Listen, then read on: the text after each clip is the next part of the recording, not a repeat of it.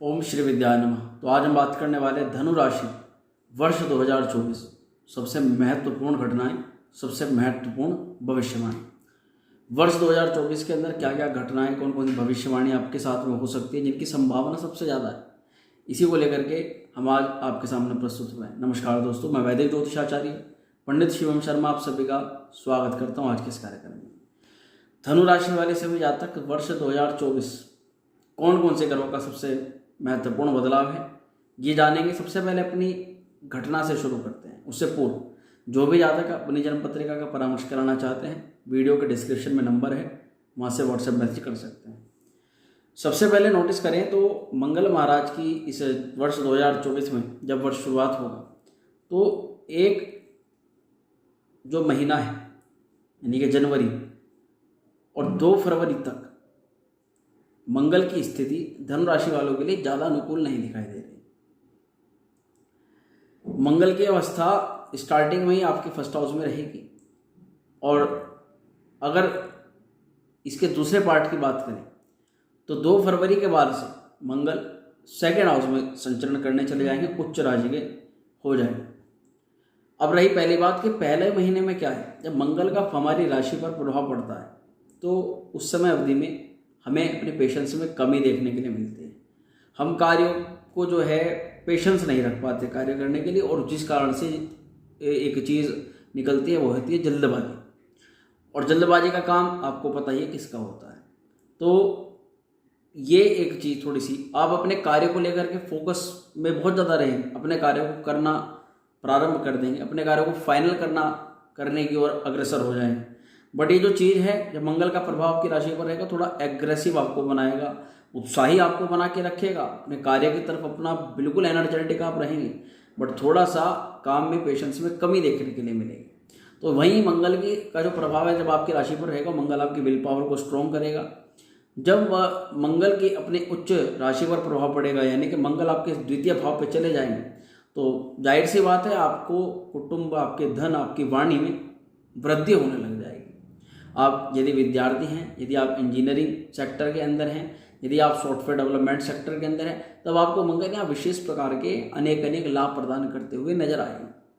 वहीं बात करें 2 फरवरी के बाद से, जब मंगल का प्रभाव आपकी राशि से द्वितीय भाव पर हो जाएगा, यानी मंगल उच्च राशि के हो जाएंगे, तो 15 मार्च तक ये वहाँ पर उच्च राशि के रहेंगे, और 15 मार्च तक वे क्या करेंगे, आपकी सेविंग्स इंक्रीज होने लगेंगी।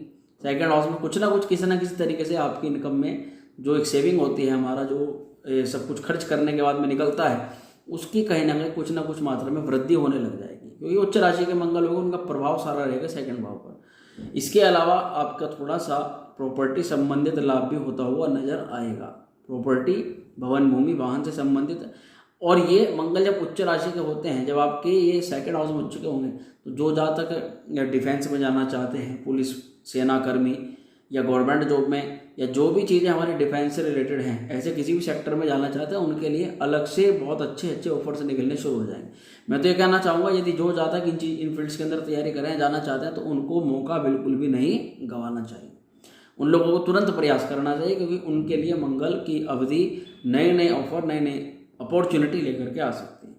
तो वहीं प्रॉपर्टी संबंधित लाभ, पुलिस, सेनाकर्मी, और यदि आप कंस्ट्रक्शन के फील्ड में हैं, तब भी आपको यहाँ पर मंगल की अवस्था लाभ प्रदान करा सकती है।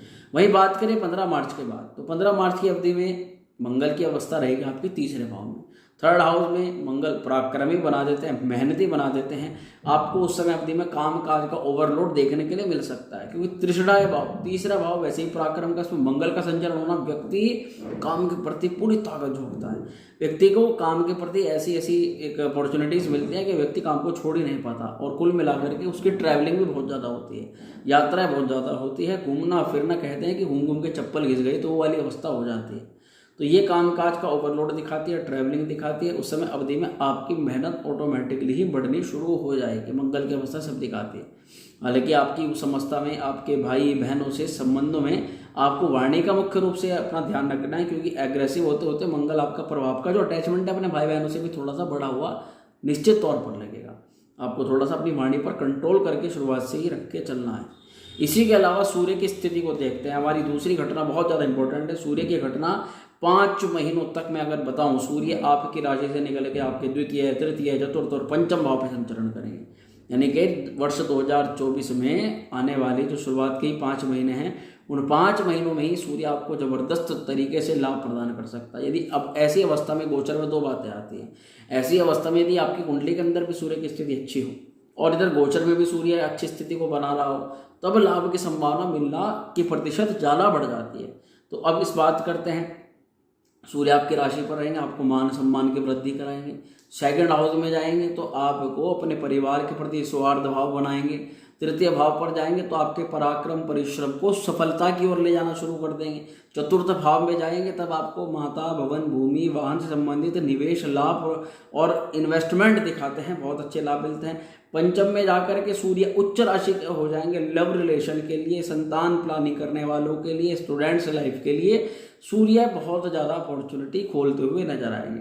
यानी कि 5 महीनों में आपका साहस बढ़ेगा, आपका बिलीफ सिस्टम बढ़ेगा, आपका विश्वास बढ़ेगा, यहीं आपके करियर में ग्रोथ बढ़ेगी। और यदि आपकी डिसीजन लेने की क्षमता बिल्कुल ख़त्म है तो डिसीजन लेने की क्षमता अचानक से बढ़ जाएगी और आप देखेंगे कि आप विस्तृत तरीके के लाभ सूर्य के कारण से प्राप्त कर पा रहे हैं। यही 14 मई से लेकर के 14 जून तक 2 टाइम पीरियड में आपको बताऊंगा। 14 मई से लेकर के 14 जून तक सूर्य की अवस्था खराब रहेगी। फिर 14 जुलाई से लेकर के 14 अगस्त तक भी सूर्य कमजोर अवस्था में रहेगा अष्टम भाव में। तो यहाँ पर आपको ये जो 2 टाइम पीरियड यानी कि 2 महीने मैंने बताए, इसमें आपको अपनी हेल्थ का ध्यान रखना है। अपने डिसीजन जो आप लेते हैं, महत्वपूर्ण डिसीजंस और महत्वपूर्ण इन्वेस्टमेंट यानी कि बड़े इन्वेस्टमेंट, वो आपको रोक करके चलने हैं, इस टाइम पीरियड में नहीं लेने, ये आपको ध्यान रखना है। बाकी बात करें 14 अगस्त से लेकर के 14 सितंबर तक सूर्य की अवस्था चली जाएगी नवम भाव में और वहाँ पर सूर्य मांगलिक कार्य कराएंगे। पिता से यदि संबंध खराब है वो संबंध आपके अच्छे होने शुरू हो जाएंगे। ऑटोमेटिकली आपके यदि अधिकारियों के साथ तालमेल नहीं बैठ रहा था या आप किसी भी कार्य को करने के लिए आए, वहाँ पर आपके कुछ ना कुछ किसी न किसी कारण से आपका कार्य डिस्टर्ब हो जाता था, तब आपको वे कार्य सफल होंगे। सीनियर सपोर्ट, सीनियर सिटीजन से आशीर्वाद आपको मिलेगा। वहीं पिता के भी भाग्योदय होगा आपके राशि के कारण से। आपके पिता के भी कार्य में जो डिस्टर्बेंस आ रहा था वह भी दूर होगा, पिता का स्वास्थ्य भी पहले से बेहतर हो जाएगा। कुल मिलाकर के भाग्य का सपोर्ट आपको मिलने लग जाएगा। तो भाग्य के सपोर्ट से जो व्यक्ति इन्वेस्टमेंट करता है, जो लॉसेस में चले जा रहे थे, वे इन्वेस्टमेंट लॉसेस में नहीं जाएंगे और वे इन्वेस्टमेंट आपको प्रॉफिट में रेवेन्यू जनरेट होकर के मिलेंगे। सूर्य की अवस्था बहुत अच्छी है, तो आपको बस अपनी कुंडली के अंदर परामर्श जरूर करानी है कि सूर्य की अवस्था, कौन से ग्रह की अवस्था डाउन है, कौन से ग्रह की अवस्था अच्छी है। वहीं बात करते हैं शनि महाराज की, तो शनि इस पूरे टाइम पीरियड में आपके तृतीय भाव पर रहने वाले हैं और धनु राशि वालों के लिए कोई भी प्रकार की शनि की साढ़े साथी है, नहीं शनि की ढैया है, परंतु तृतीय भाव में शनि की अवस्था आपको बहुत अच्छा परिणाम देगी। आपके लिए शनि यहाँ पर योग कारक बन रखे हैं तीसरे घर के अंदर, क्योंकि तीसरे भाव में शनि को भी बल प्राप्त हो जाता है। तो थर्ड हाउस में शनि की महाराज की जो कृपा रहेगी आपके पारिवारिक तनाव को ये कम करेंगे, पारिवारिक जो डिसबैलेंस हो रहा था वह कम करेंगे। वहीं इसी के अलावा आपकी दिक्कतें, परेशानी, जो नई बार बार चिंताएं और दिक्कतें, किसी भी काम में हाथ डालें तो बार बार ही दिक्कतें निकल के आ रही हैं, इन सभी दिक्कतों पर शनि महाराज विराम लगाएंगे। वहीं इसके अलावा जो यदि आपके साथ में किसी प्रकार का फ्रॉड हुआ है, किसी प्रकार की आपके साथ में धोखाधड़ी हुई है, तो आपको न्याय दिलवाने का यहाँ पर शनि महाराज कार्य करेंगे। इसी के अलावा यदि आप पर पहले से कोई कोर्ट केस, मुकदमा, कचहरी संबंधित वाद विवाद चल रहा है, उसमें भी शनि की अवस्था आपको लाभ प्रदान करेगी। परंतु जो ये याद रखिए, जुलाई के बाद में शनि हो जाएंगे वक्री। तो जुलाई तक आपको यहाँ से लाभ दिलाएंगे शनि। जब जुलाई के बाद शनि वक्री हो जाएंगे तब 2 चीज़ें आती हैं। यदि कुंडली के अंदर शनि की स्थिति मजबूत है तब आपको ज़्यादा बड़ी कोई समस्या, दिक्कत नहीं होगी। अगर कुंडली के अंदर भी शनि वक्री करते हैं, शनि कुंडली के अंदर ही वक्री हो रखे हैं, तब आपको फैमिली प्लानिंग से पहले थोड़ी सी दिक्कत होगी, फैमिली प्लानिंग करने से पहले दिक्कत होगी। वहीं आपका तनाव बढ़ेगा, डिप्रेशन, एंजाइटी बढ़ेगी, किसी व्यक्ति से बहस हो सकती है, ये थोड़ी सी दिक्कतें जरूर दिखाई दे सकती हैं। अब बात करते हैं चौथे पॉइंट की, चौथे घटना की। देवगुरु बृहस्पति महाराज जो है मई तक आपके रहेंगे 5th हाउस में। पंचम भाव पर बृहस्पति का प्रभाव बहुत अच्छा रहेगा। तो मई तक यदि जो जातक फैमिली प्लानिंग करते हैं उनके लिए लाभप्रद है। जो अपनी संतान पक्ष से किसी प्रकार की चिंताग्रस्त है, उनकी संतान पक्ष की चिंता दूर होगी। संतान का स्वास्थ्य खराब नहीं था, वह अच्छा होगा। संतान पढ़ाई लिखाई हर प्रकार की ग्रोथ कर पाएगा और कुल मिलाकर के आपके लव रिलेशन भी अच्छे होते हुए नजर आएंगे। वही बात करें मई के बाद से, तो मई के बाद से क्या है कि बृहस्पति का ट्रांजिट होगा बृहस्पति चले जाएंगे छठे भाव में।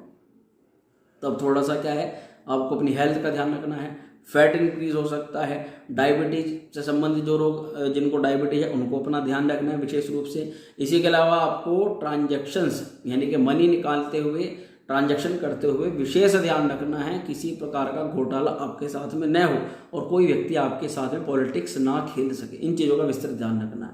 वहीं इसके बाद में बात करते हैं राहु की। तो राहु क्या है कि चतुर्थ भाव में रहेंगे पूरे वर्ष, कोई परिवर्तन नहीं है। तो यहाँ पर थोड़ा सा आपको ध्यान रखना है, चतुर्थ भाव में राहु का प्रभाव। प्रॉपर्टी लेते हुए, बेचते हुए ट्रस्ट नहीं करना है किसी पर भी। अपना खुद का जा करके उसका आकलन कीजिए, उसके बारे में जांच पड़ताल निकालिए, तब जा करके प्रॉपर्टी का आप निवेश कर सकते हैं, ले सकते हैं। परंतु दूसरे पर जल्दी से आपको भरोसा नहीं करना है। हालांकि आपको ये प्रॉपर्टी में इन्वेस्ट कराएगा, भवन, भूमि या वाहन संबंधी चीज़ों में इन्वेस्ट कराएगा, ये समय अवधि में पक्का है। बट आपको एकदम से अंधविश्वासी नहीं बनना है, विश्वास खुद करके चलना है, ये चीज़ मैं कह रहा हूँ। दूसरा यह है कि जल्दबाजी में डील करने से बचना है। जब जहाँ पर आपको लगे कि सामने वाली पार्टी ज़्यादा जल्दबाजी कर रही है, कुछ भी रीज़न बता है, वहीं आपको कट लेना है, बच लेना है उस चीज़ से। और आपको माता के स्वास्थ्य का ध्यान रखना है। पूरे वर्ष की समय अवधि में खरीदारी करते हुए आपकी खरीदारी हो सकती है, घर परिवार के अंदर सुख सुविधाओं की वृद्धि तो जरूर ये कराएगा। यानी कि परिवार में जो सौहार्द बढ़े, सुख समृद्धि बढ़े, उसके लिए राहु इन्वेस्ट जरूर कराएगा। वहीं केतु की स्थिति रहेगी दशम भाव में, 10th हाउस में, और 10th हाउस होता है व्यापार का। तो ये केतु करवाएगा यहाँ पर परिवर्तन। आपको नौकरी में या व्यवसाय में किसी प्रकार का परिवर्तन करवा सकते हैं केतु महाराज। थोड़ा सा अनसेटिस्फिकेशन रिजल्ट आपको मिल सकते हैं, परंतु चिंता से ज़्यादा प्रयास करेंगे तब आपको केतु महाराज ही लाभ प्रदान करेंगे। चिंता जो पूरे समय अवधि में ज़्यादातर रहेगी वो रहेगी काम को लेकर, इसका आपको विशेष रूप से ध्यान रखना है। बात करते हैं उपाय की। उपाय के तौर पर आपको प्रतिदिन या केवल बृहस्पतिवार में गुरु के बीज मंत्र का ओम ग्राम ग्रीम ग्रूम से गुरुवे नमः मंत्र का जाप करना है। सूर्य को प्रतिदिन जल चढ़ाना है, अर्घ्य देना है, हनुमान चालीसा का पाठ करना है। इसी के अलावा किसी भी प्रकार का कुंडली के अंदर दोष है, उसके बारे में विस्तृत जानकारी के लिए आप हमें कॉल कीजिए, व्हाट्सएप में कीजिए, अपनी जन्म पत्रिका का परामर्श अवश्य कराइए। निश्चित तौर पर आपको अपनी परेशानी का निजात वहाँ से बड़ी ही सरलतापूर्वक से मिल जाएगा। तो मैं आशा करता हूँ बताई गई जानकारी से आप संतुष्ट होंगे। वीडियो अगर अच्छी लगे उसको लाइक शेयर करना ना भूले, चैनल पर पहली बार सब्सक्राइब जरूर कर दें। माँ श्री विद्या आपका कल्याण करें। ओम श्री विद्या।